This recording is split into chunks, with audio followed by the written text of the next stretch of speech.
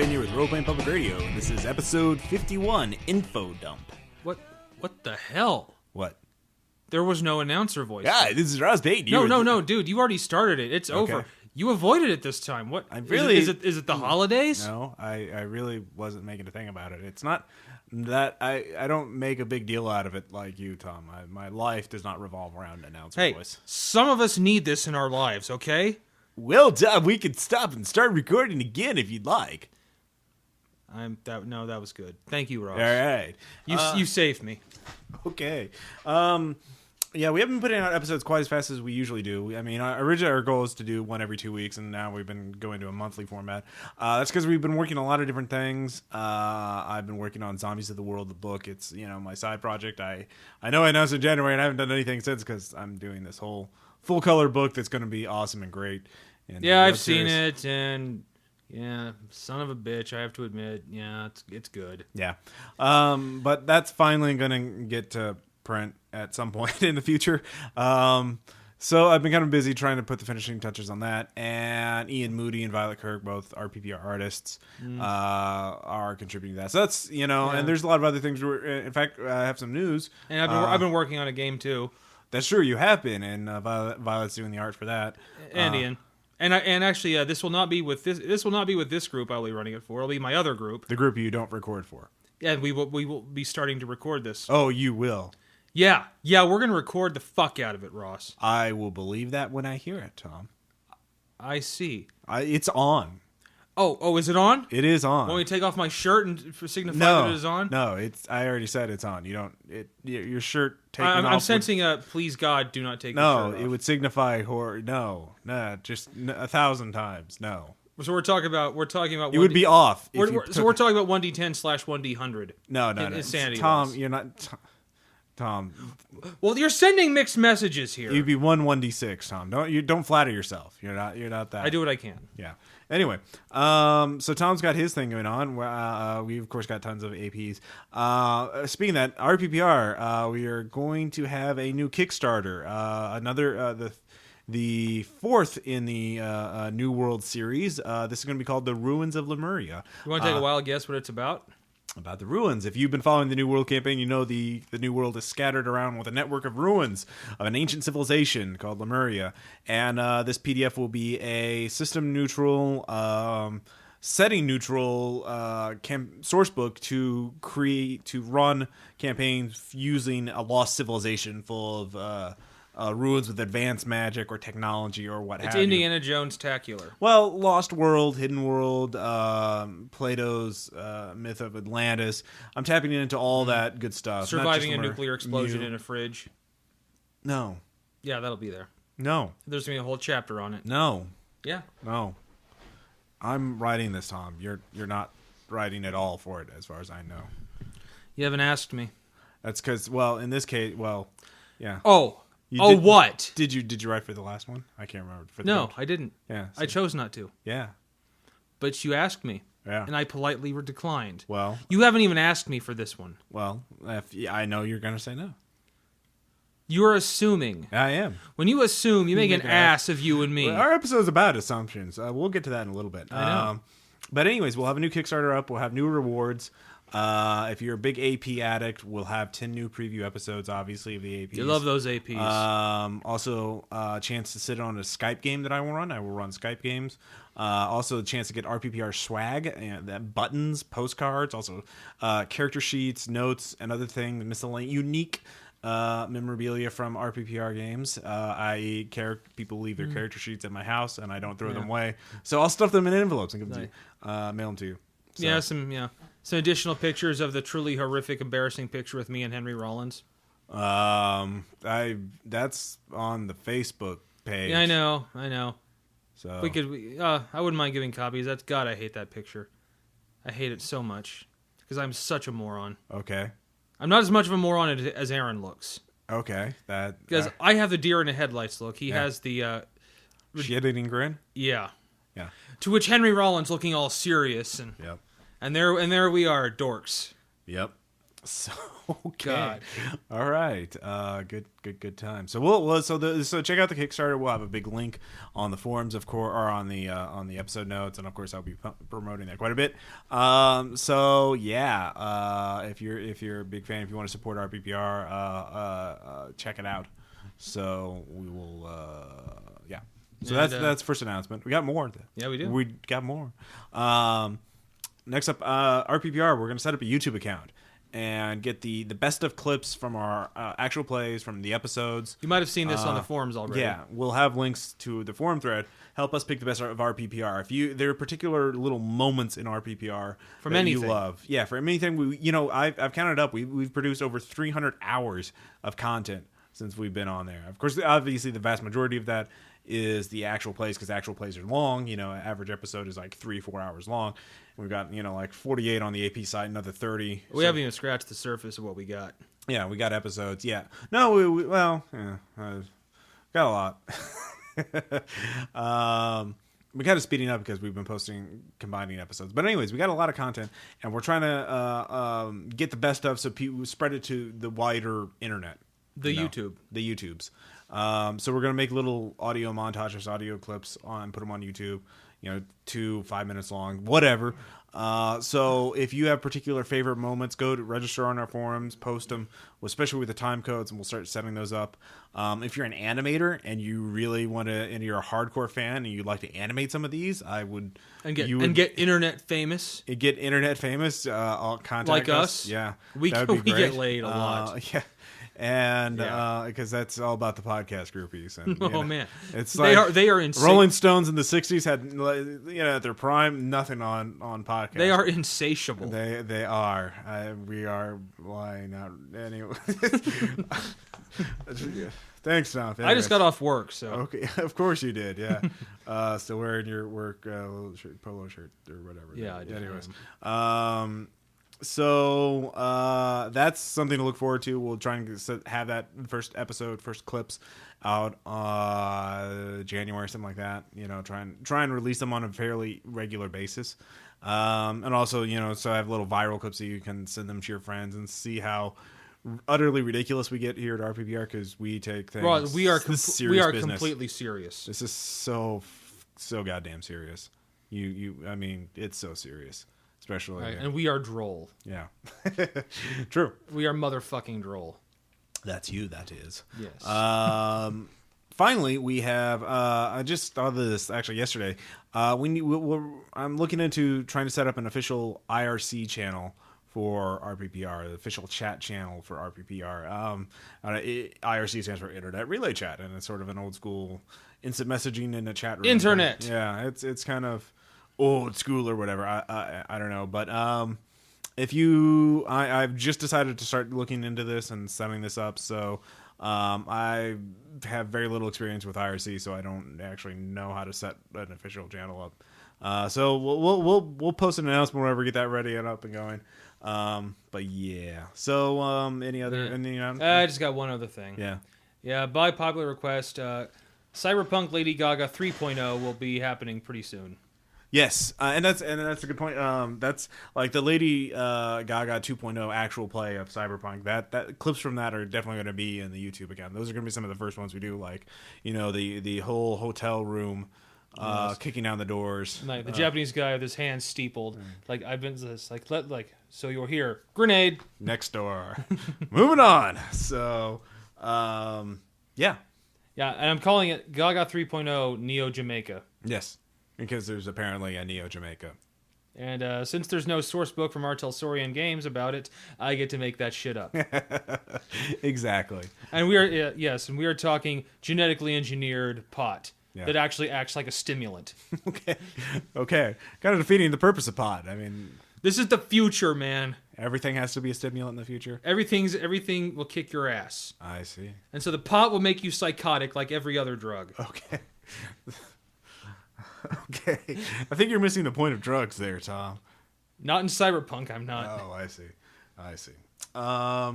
So yeah, so we got a lot we have a lot that we're creating, we're doing for you, the listener, the fan, the true believers.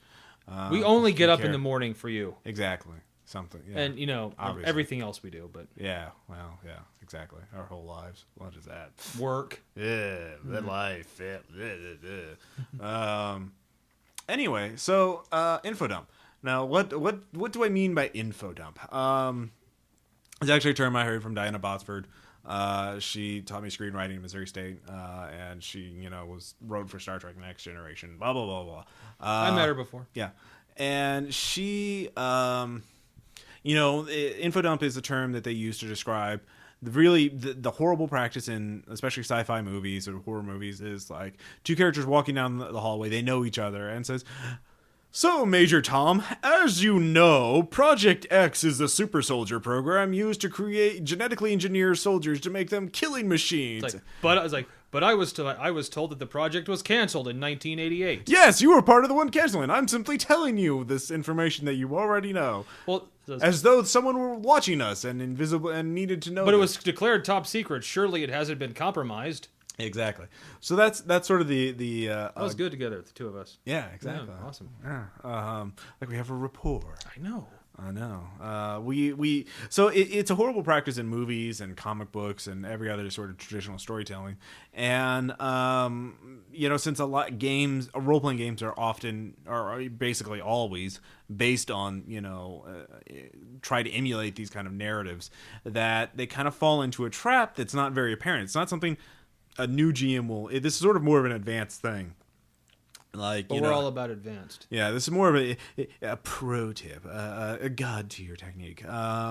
Basically, the thing in role-playing games is players and GMs have their own ways of, the problem is transmitting information in a role-playing game. And, it goes from GM to player and player to GM and player to player. Well, I've actually noticed as a GM, it's an awful temptation to not want to reveal that much. Well, that's the thing, because in traditional storytelling, it's bad to reveal too much information at once. I mean, the info dump is something to be avoided. Like, that is bad storytelling in a movie. That is a horrible thing. And so GMs... That's lazy is what that is. Well, it's a lot of things, and lazy is one of them. It's just plain awful. The problem is that in GM, and this is very counterintuitive, it's actually a good thing to have to give the players more information than they want, because the central problem with gaming is people do not. You send out 100% of information to players by speaking to them. That player is not going to receive 100% of that information. They're only going to receive a portion of that. It's basic. If you're a teacher, you already know this because students do not pay attention in class. I know that's ridiculous. I listened very intently every moment I was in school.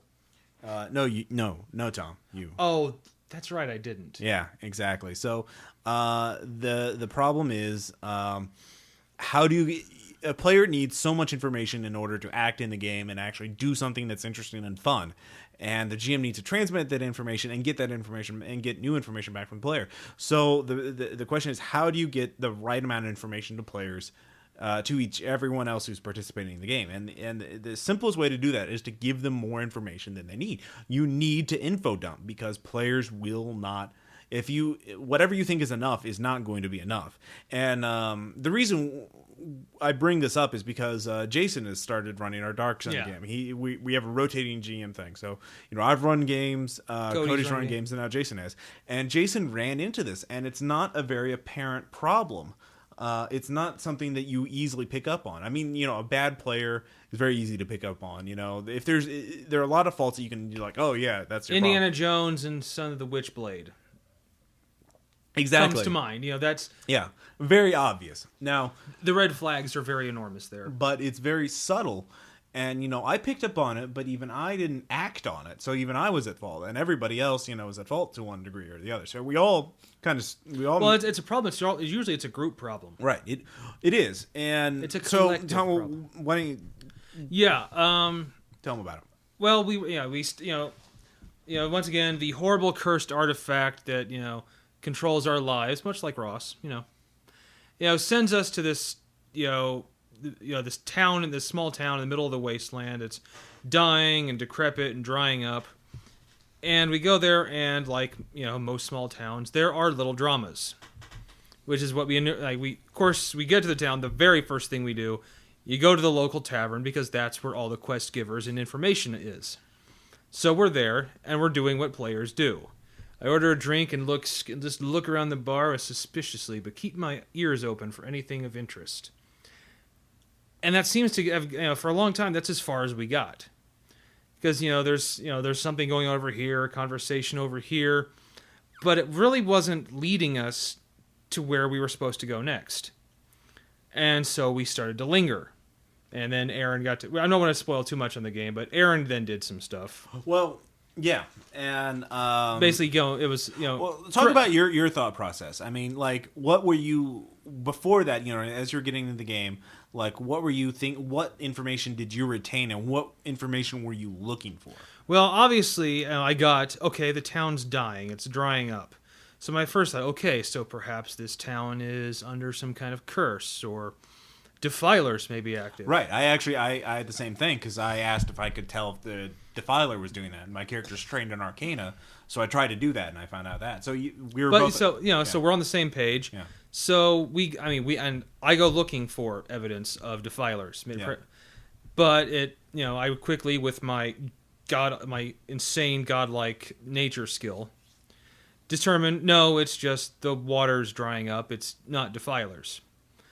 So at that point, I'm like, I say, okay, so I'll go look around the town, see if I can maybe find the source.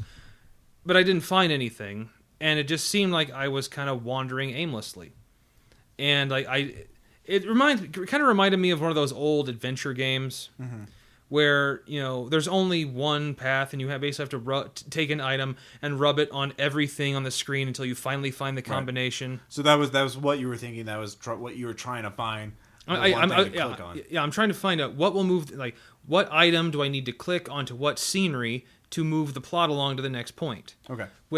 And everyone was trying to do that in some way or another. Right. But and a lot since we're really, really trying to figure it out, but just not getting anywhere. It was so I found myself kind of wandering mentally. Off. Yeah. And I know that's a sign. I often do that when there's a group of players that are doing something on their own, or even more prevalent during combat. Right.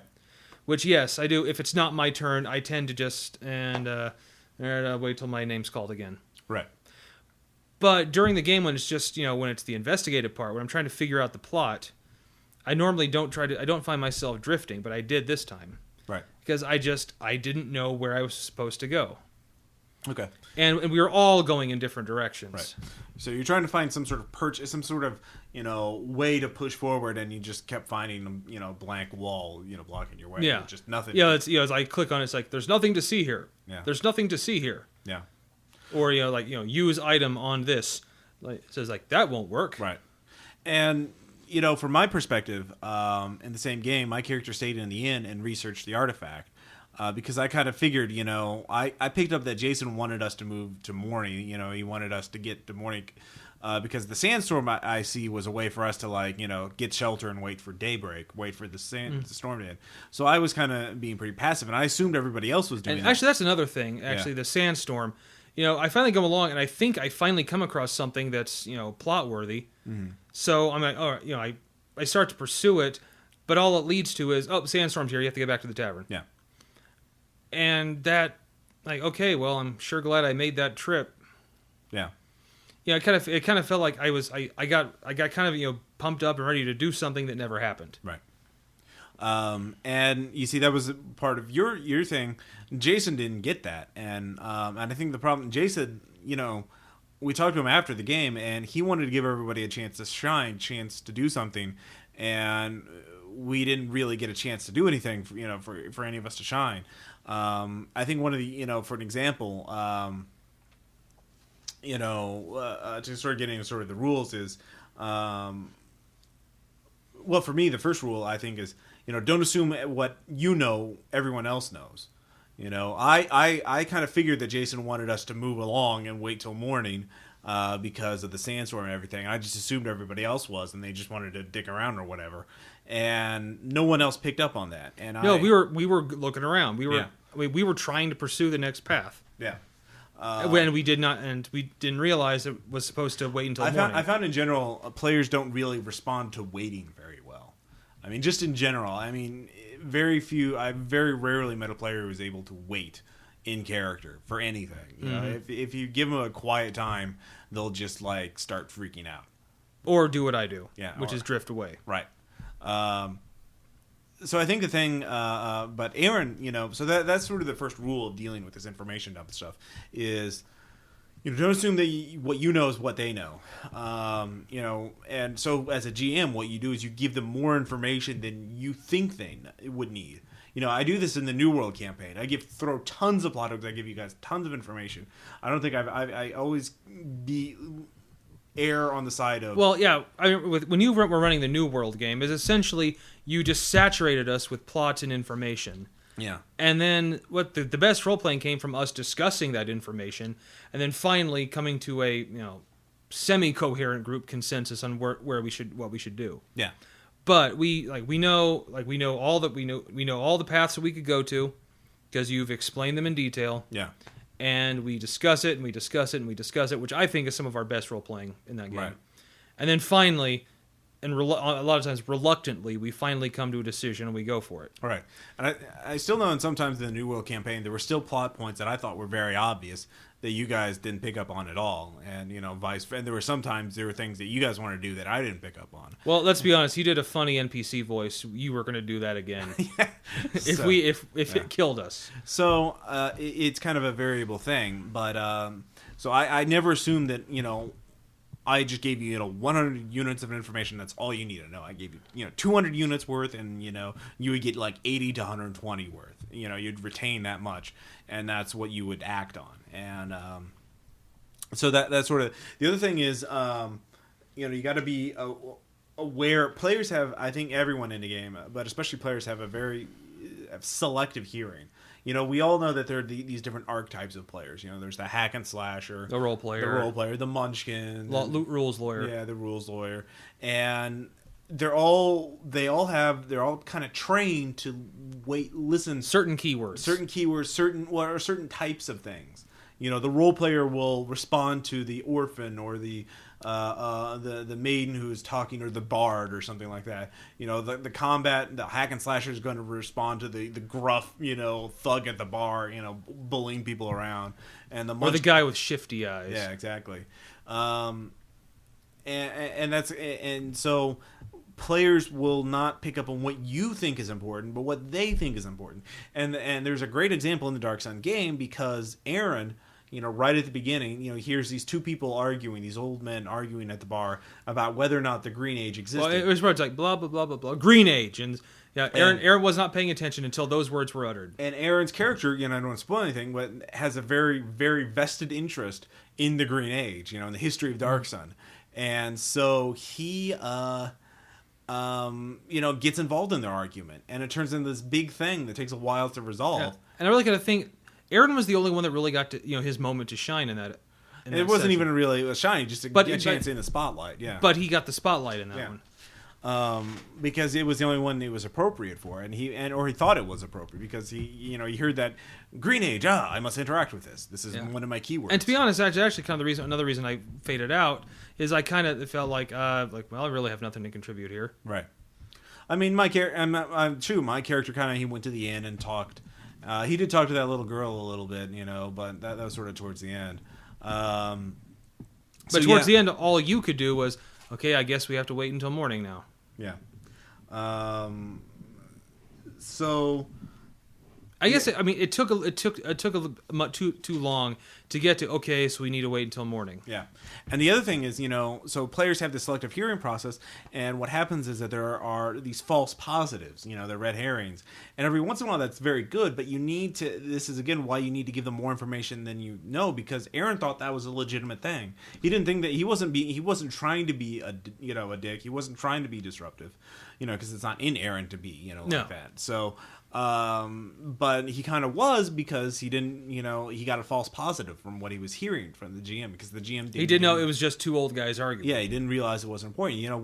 Whenever I'm GMing, I give the players like, well, you kind of see that these guys are blah blah blah blah blah. It's not really, I try and hint to them, or more or less explain it to them. Well, I mean, also if you spend too long on something, like like all you really need to say was, and there's you also see, like you see two old guys in the back of the bar arguing about something. They mentioned about the Green Age or something, but he spent Jason spent like 2 or 3 minutes on these two old men arguing.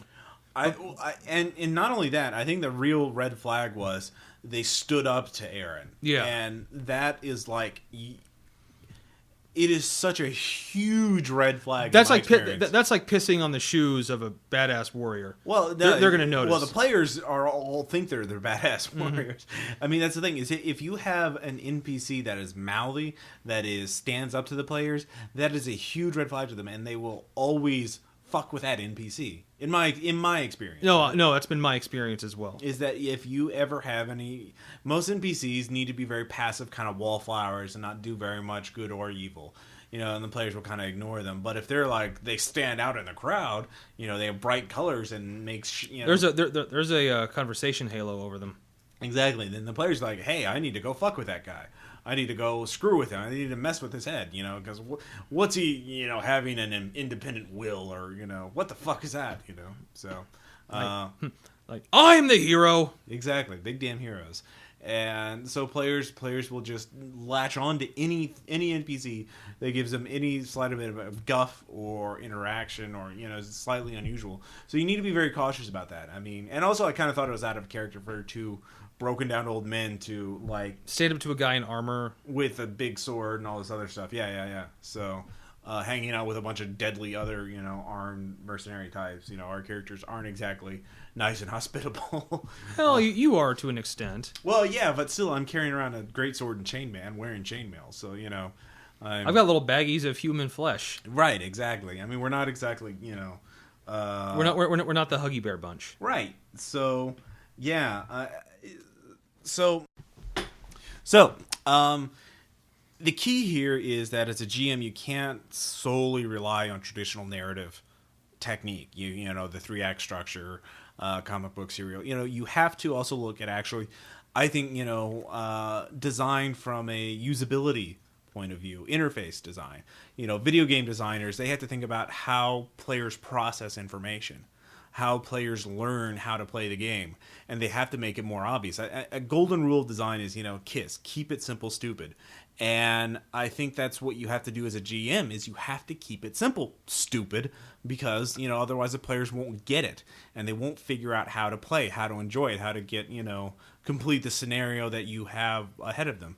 I mean, this isn't always to make it, go to the town and kill the dragon, and you go to the dungeon and kill the dragon and save the princess. Well, you just have to make it interesting. You have to make sure that they understand what is available, what you were trying to do, and you have to realize they aren't going to pick up information the same way you are. They're not going to know as much as you are, and they're not going to remember what you want them to remember. They're going to remember what they want to remember, and what they're going to remember is what they what they want to remember. In the sense that, you said the silver key in the blue door when you really meant the red, the red key in the blue door. Yeah, blue door. So. Because they're very self-serving, and memory is a very deceptive thing. That's why eyewitnesses are almost never reliable. Exactly. Except for me. I'm totally reliable. Yeah, I know.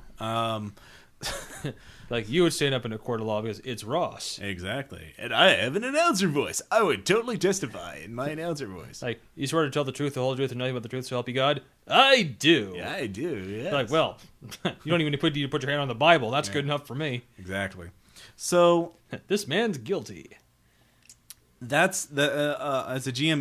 This is something that I don't think many GM realize is that information is a very the transmission of information from one person to the other is a very tricky thing. I mean, of course, teachers probably realize this. Well, yeah, or at least the good ones too. But I've done that. I've been running games and I don't even see it when they don't, like, I've run a game before. Yeah, and. To me, I mean, it was perfectly logical in my head the whole time, and I just didn't see that the players weren't getting it.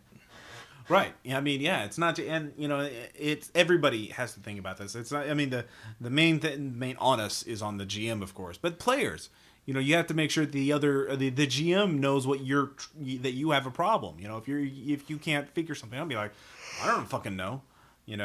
That's why I love the Call of Cthulhu system. Yeah. The idea roll. Yeah.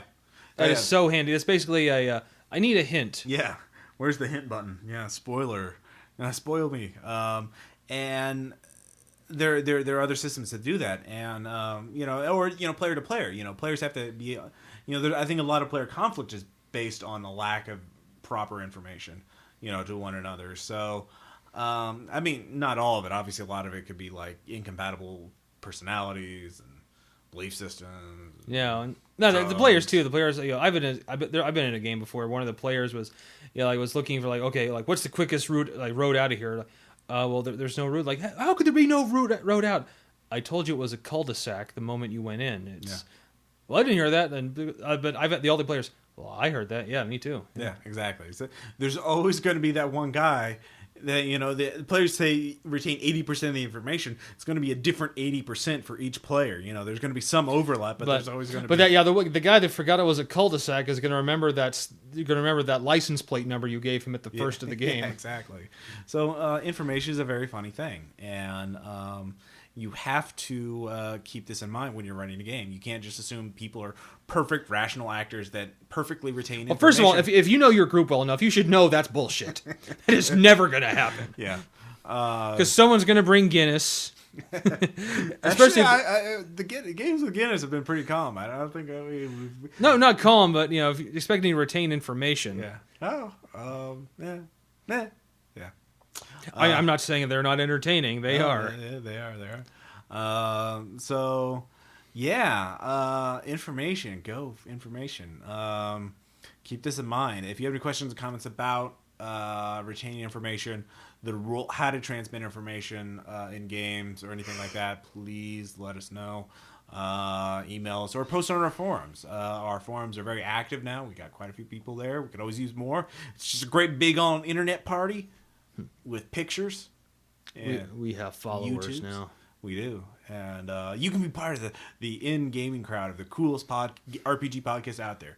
We're so cooler than all those other podcasts. We're not even going to name them. Hey, other podcasts, you're still cool. Yeah. But we actually talk about gaming. Well, whoa. No, the other ones talk about gaming. There are a lot of good. Every podcast out there is just great. It's just super. We're just trying to avoid the war. Yeah. Anyways, because Tom's letter is next. And yeah, then, of course, it is. we have shout outs and anecdotes and so we'll be right back. Fight the power.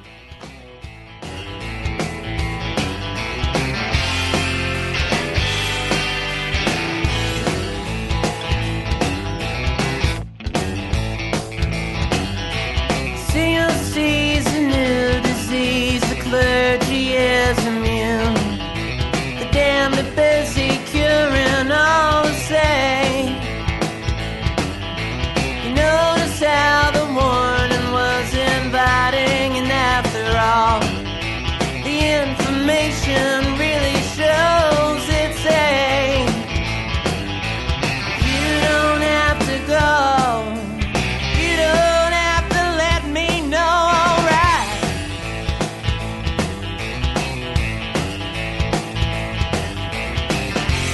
Now you wanna find.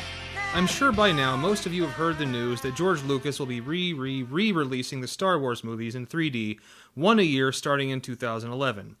Now, I won't pretend that I know what all of the RPPR listeners are thinking, but I can imagine your reaction was somewhat similar to mine. I wanted to vomit up enough bile and stomach acid to dissolve a modestly sized oil tanker. Just when I thought might be done with Lucas's decomposing artistic vision, it begins again. Now we have to put up with Star Wars bullshit until 2017. George Lucas is going to take a gigantic deuce into his hand, and the loyal fanboys out there are going to line up and to gleefully eat that shit. And they'll line up 6 times. As a side effect of this coming cosmic horror, I predict a lot more RP groups will be breaking out the Star Wars RPG. I have had a sordid past with the Star Wars RPG. I've had some really amazing moments, as well as some truly god-awful moments of failure. But despite my near psychotic hatred of George Lucas's fecal film franchise, I must admit that I see Star Wars as one of the more enjoyable and, dare I say, fun games out there. Good setting, lots of possibility for role-playing, especially when your GM can tell a better story with more interesting characters than anything Lucas ever could. So, the Star Wars RPG is fun, but only if you get rid of the fun-killing millstone hanging around its neck. Yes, I'm referring to the Jedi. Now, before I'm declared a traitor to nerddom, please hear me out. To me, the Jedi are the least interesting thing in any Star Wars RPG. Why? Because I don't believe that most players can roleplay them correctly. Think about it. The whole point of the Jedi Order is to wield amazing powers, but to refrain from using them frivolously. Can you imagine the average ADHD player showing restraint like that? I guarantee you that if you give a PC any amount of Jedi powers, he is going to want to fuck shit up with it. That's like giving a player a free ring of 3 wishes and telling them, now only use it to help others and never ask for anything for yourself. The other alternative is to play a Sith. Once again, the average player rarely does it right. In this case, most players I have gamed with can't do evil the way a Sith is supposed to be. They don't do it quite with the quiet ruthlessness that Darth Vader and Emperor Palpatine are known for. In almost all the Star Wars games I have played or run, the Sith were played like this. Sith 1, I'm feeling a bit peckish. Want to eat some babies? Sith 2, you bet, I love eating babies. Want to go kill some orphans afterwards? Sith 1, love to. I think the most fun classes to play are the non-force using ones. Why? Because they are the most identifiable with the average player. Think about it. They are most often working class stiffs, operating outside the law, wielding big guns, just trying to make it day by day without any authority figure telling them what to do, always looking for that big score to allow them to never have to work again. Sound familiar? Well, maybe not to you trust fund babies out there, but it does for me. So, Star Wars is again coming down the line. While I recommend not going to the movies, as the thought of seeing Jar Jar Binks in 3D makes my testicles want to retreat up into my body cavity, you might consider riding the wave and breaking out the Star Wars RPG. It can be good fun, particularly when in the hands of a good GM and dedicated players. And if maturity isn't in your gaming portfolio, you can always run a one-shot about shooting a porno to raise money to help the rebellion. You can call it Akbar and Leia Make a Porno. Take that, Kevin Smith. That you wanna find a way.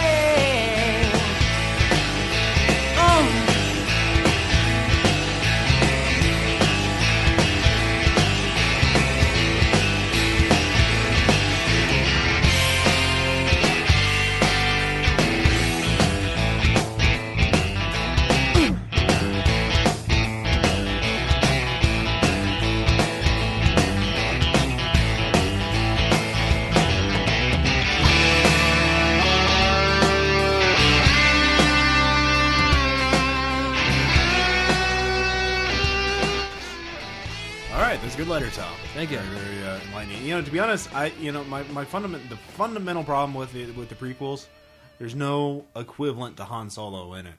I mean, Star Wars, the original trilogy would have sucked without Han and Chewie. Yeah, because there would have been nothing. They're earthy, sort of regular guys. There would have been no counterpart to the mysticism of the Jedi or the Galactic Quest stuff. And they were great counterparts. And in the prequels, they didn't have anyone who was like. They didn't have to be a knockoff, but I mean, they had fucking Jar Jar Binks. They could have had, why couldn't have they had the fat guy be like, hey, I'm a good guy. Oh, no, I'm going to get cloned. All right. I don't know. That would have been cool. Actually, or my problem, first of all, Hayden Christensen and Natalie Portman had no chemistry. That's because, well, to be honest, their dialogue was so bad. They couldn't. Well, yeah, I mean, I think they were trying their best, but...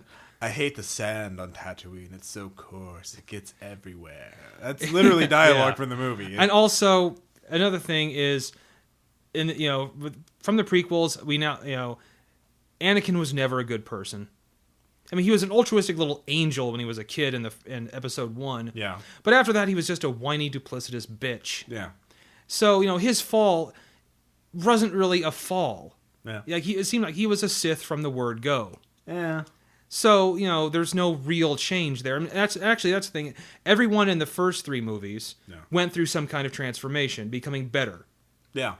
In that one, nothing changed in this one. Yeah, that's true. There was a flack here. I mean, again, you have Han Solo going from a greedy smuggler to a general in the rebellion. Yeah, exactly. And Luke Skywalker going a farm boy to, fucking badass Jedi. Darth Vader going from Darth Vader to, I'm a good guy again. Yeah. But nothing ever changed in the first 3 movies. Yeah. It's they're crap. They are crap.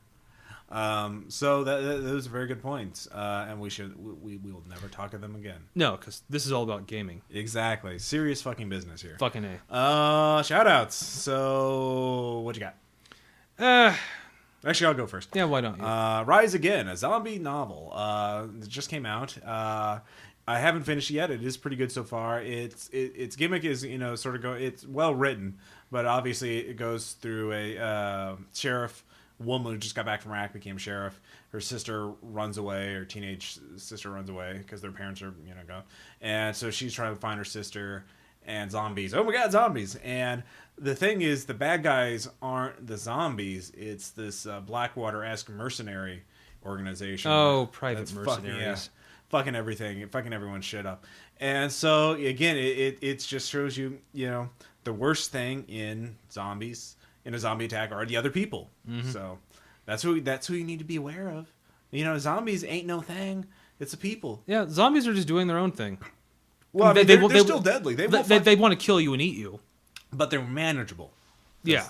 And you can outsmart them easy. Yeah, but people, man, they will fuck your shit up. Anyway. Just for the fun of fucking your shit up. So Rise Again. It's good now. Okay. All right. Yeah. My shout out is keeping in touch with my like of old shows. Police Squad. Yeah. I recently picked up the DVD with the first and only season. Yeah. Which is it's Leslie Nielsen doing this show that essentially was the inspiration and basis for the Naked Gun movies. Right. Which I thoroughly love. Right. And I especially love the interviews with Leslie Nielsen on it, where he explains why the series didn't last very long. Which is, he said, to get all the comedy in that series, you have to really pay attention to get all the jokes. And you don't pay attention when you're watching TV. You're distracted. You're doing other things. Which is why I said why The Naked Gun was so much better, because at a movie, you are focused on the screen. Yeah. So you'll know, and I also just for fun watched the Siskel and Ebert review of The Naked Gun, and they loved it. Yeah. Naked Gun is a great comedy movie. I love them. Yeah? No? Well, the first one. Second one's actually really good. Third one, not so much. Exactly. But I really enjoyed the second one. All sequels are terrible.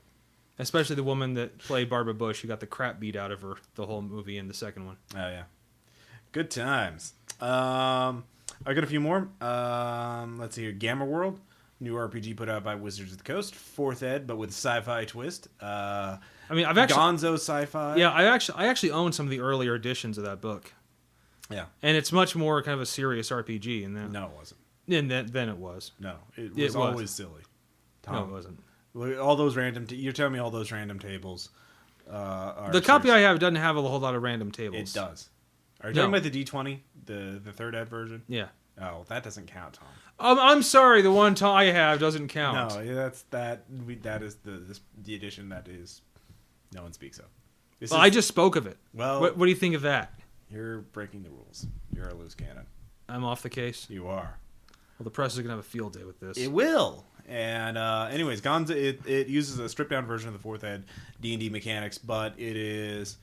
I haven't. We are going to run it. We are going to do an actual play of it at some point. I'm not sure when exactly. Trying to get everybody together for 2 games a week is twice as hard as 1 game a week. As you're well aware of, probably most of you. I'm sure scheduling games is always difficult. Especially if they're married.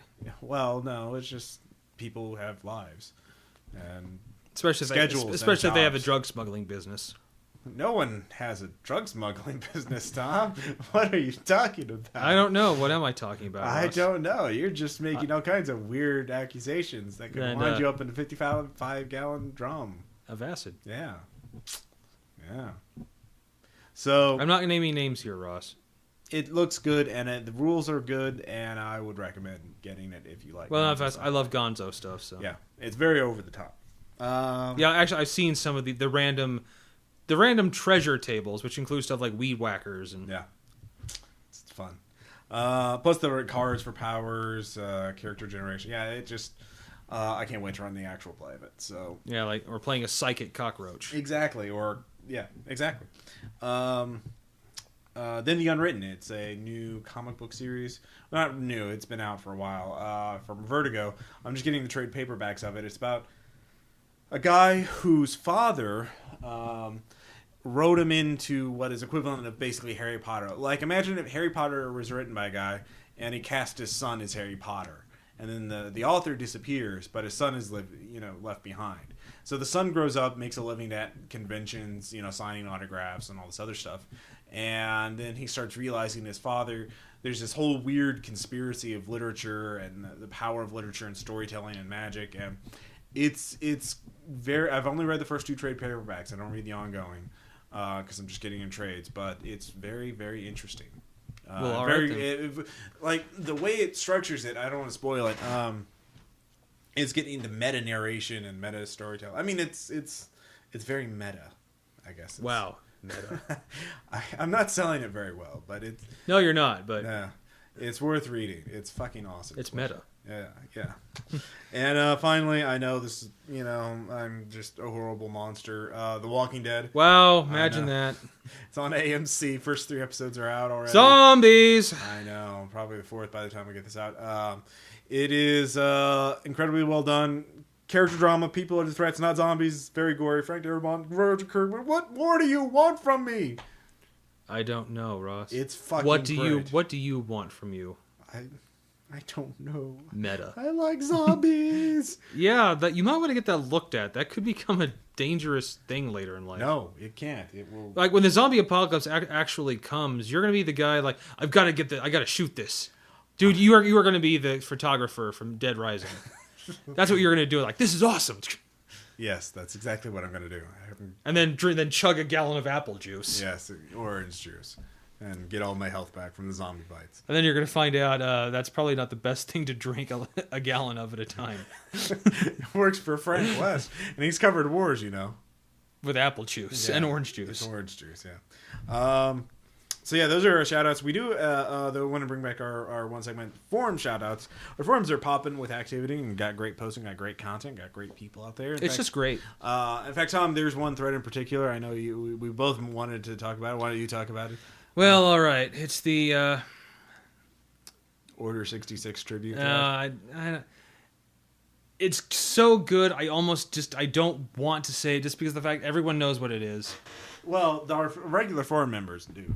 Order 66 is not only a reference to a Star Wars thing, and not only there is an Order 66 podcast, which is very popular, more popular probably than ours. I don't know. Impossible. Probably, I don't know. I don't know what their numbers are. It's higher rated on iTunes. Oh yeah, by the way, if you're on iTunes, please rate and review RPPR and RPPR Actual Play. We really enjoyed those. Well, Tom needs it. I would. Yeah, I need validation from the public. So if you have an iTunes account, please rate and review. Give us 5 stars and give us reviews. We love that. Anyways, Order 66 is the screen name of someone on our forums who is just a special little guy. He is a one-of-a-kind person who I don't think he was a troll. I think he just didn't understand. I remember reading the first time he came to our forums. He didn't find us through the podcast. He did a Google search for D&D, Dungeons and Dragons and drugs, and cannabis, weed, because there's some thread in our forums about that, and so he registered on our forums without knowing that there was an actual podcast, and he's just been a special little guy. So we made our own little tribute thread about him, and it was fun. So I wouldn't call him a troll. He's just a special little guy. Yeah, special little guy. So and the thing is, I can't tell if he's hating this attention or loving it. Oh, I don't know. I don't care. I just find him entertaining. Image leeching. Exactly. Second off, of course, we have Pick the Best of RPPR. If you have particular segments, one of Tom's letters, something from this one of our skits that we haven't made into a video, or something from one of the mini actual plays, either on the RPPR main site or the RPPR AP site, please go to that thread, post it with a time code so we can get that up on the YouTubes. And we're going to do some shit with it. Yeah, all kinds of image, video stuff. There's going to be so many images, you're not going to know what to do with them. Yeah, oh man. Oh man. You don't even know. You can't know. Exactly, because we don't know, so how could you know? One can't be told what it is. You'll have to see it. And finally, Pirates and Cthulhu. Discussion talking about how to run a Pirates game. Like Pirates, classical swashbuckling pirates. Late 1600s Pirates of the Caribbean type stuff. It was 1700s, yeah. That was the golden age of piracy, was the 1700s. 1600s. 16th century, 17th, no, 18th century. 17th century, dude. Yeah, 1600s, really? Yeah. I think it's the Caribbean pirates or the Golden Age piracy. I think that's in the 1700s. You're wrong. I think you're wrong. I played Sid Meier's Pirates. Oh yeah, that's. Hey, the gold you do standard. not diss Sid Meier because he will claim your soul. That's the gold standard right there. He will It's claim your video soul. game. I learned it from a video game. Hey, I played Civilization, and I happen to know for a fact that the Americans defeated the British in the Revolutionary War using tanks, as I did. M1A1 Abrams versus Mounted Knights. That's how it happened. The English phalanx failed against the stealth bombers.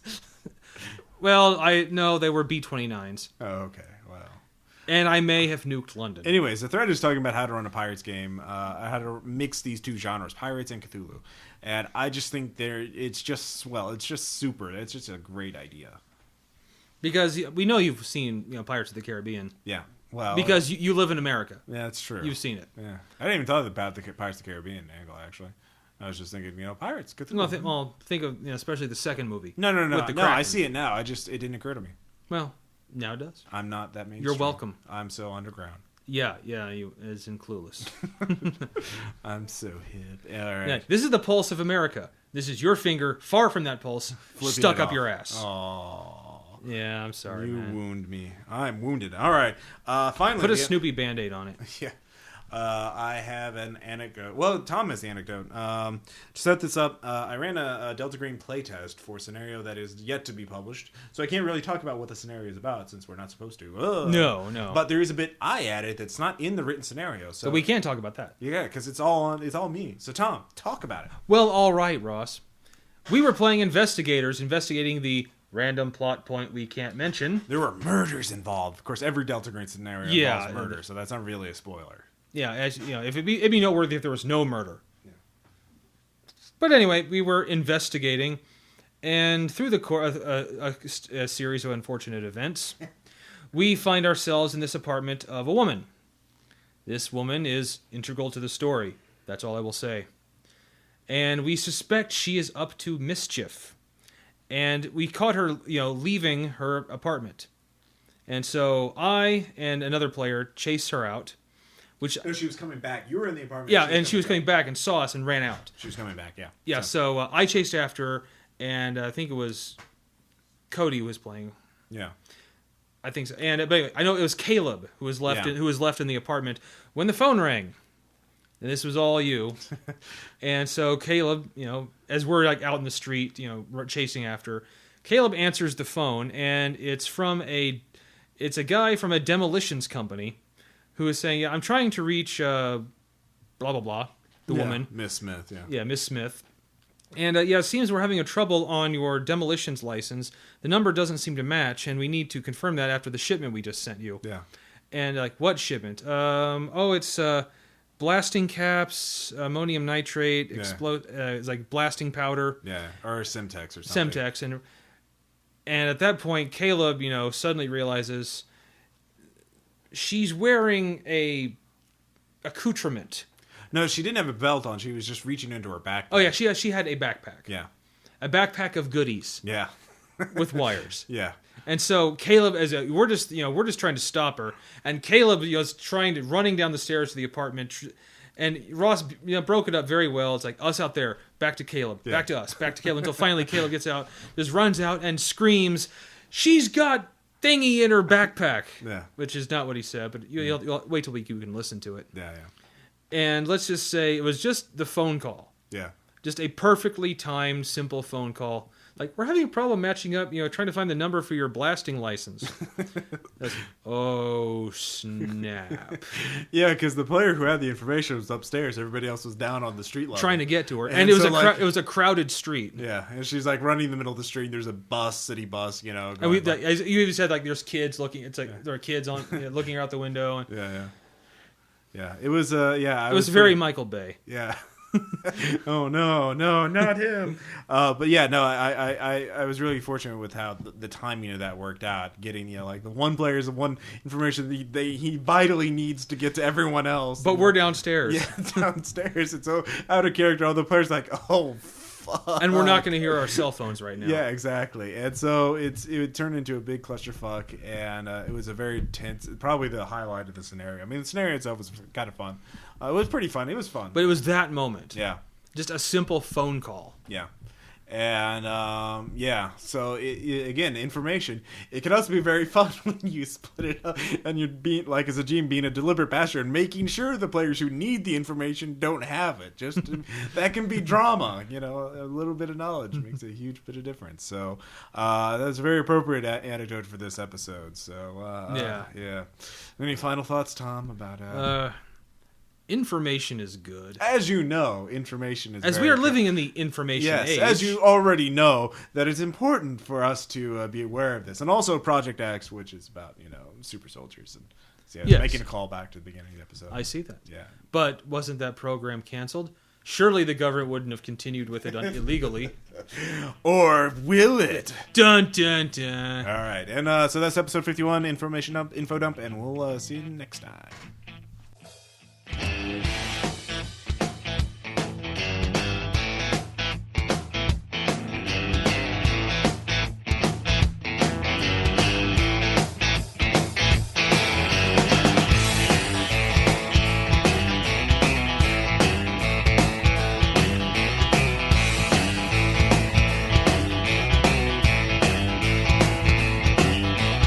Come to masquerade, the mask you made is wearing thin. And broken jaw, defender of the mouth. Tooth and nail, the words to sail, it takes an iron tongue. Just to keep the truth from coming out. You don't have to go. You don't have to talk so slow, right?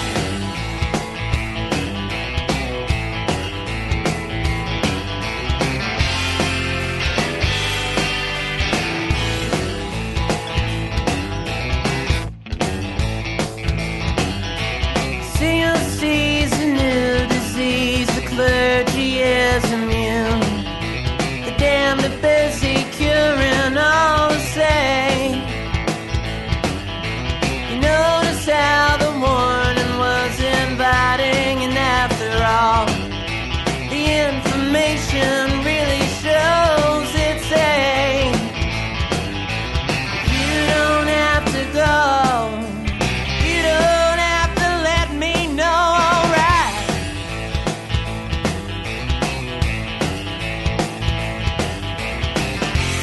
Now you wanna find. Now you wanna find. Now you wanna find a way.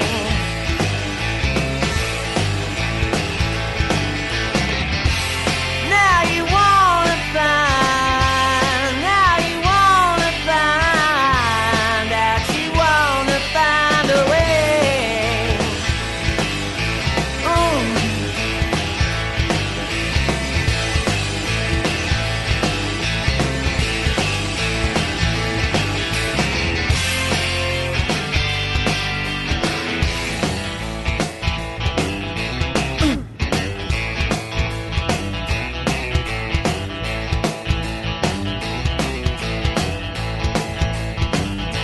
Compassion is magnetic now, you're hopefully aware. Your pilot's ready, master of your mind. His broken arrows laughing in the face of open sky. 'Cause what goes up, it simply must